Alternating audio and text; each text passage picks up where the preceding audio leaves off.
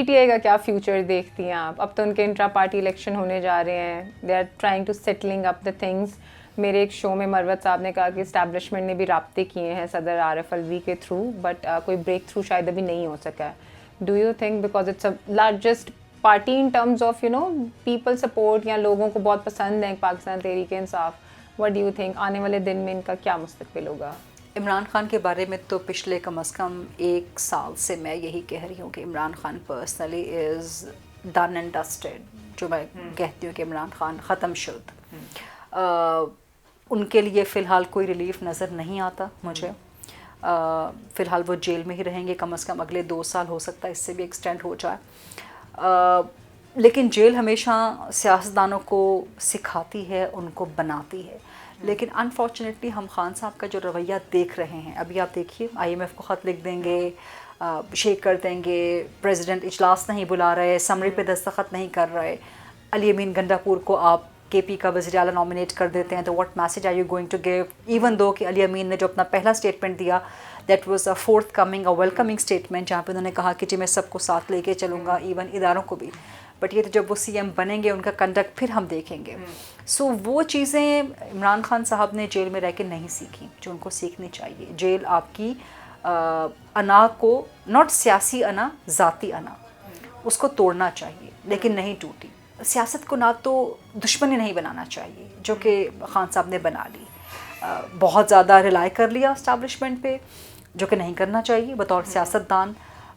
پھر جب سمجھ آئی عوام کے اندر گئے, لیکن تب تک حالات اتنے بگڑ چکے تھے کہ اب اس کا کوئی فائدہ نہیں ہے. دیکھیں اسٹیبلشمنٹ اس ملک کی ایک ریالٹی ہے.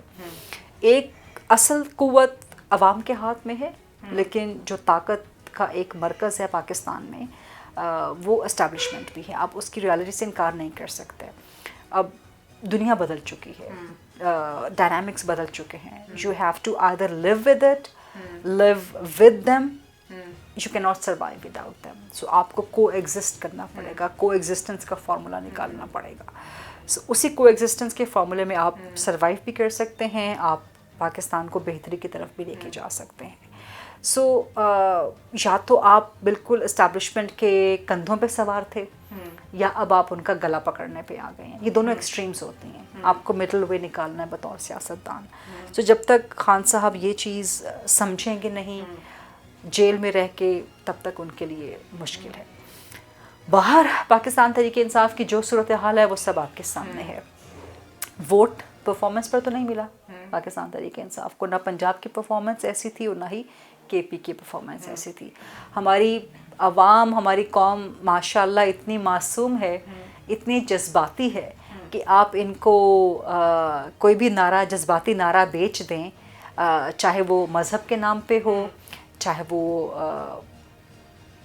آپ کی معاشرے کے نام پہ ہو, چاہے وہ امریکہ کا جو یار ہے غدار ہے, کچھ بھی نعرہ آپ لگا دیں وہ اس نعرے کے پیچھے آنکھیں بند کر کے چل پڑیں گے. سو ایک جذباتی بیانیہ ان کو دیا گیا, ان کے جذبات کو کیپٹلائز کیا گیا, اور اس کا رزلٹ آپ کو ووٹ کی صورت میں نکلا.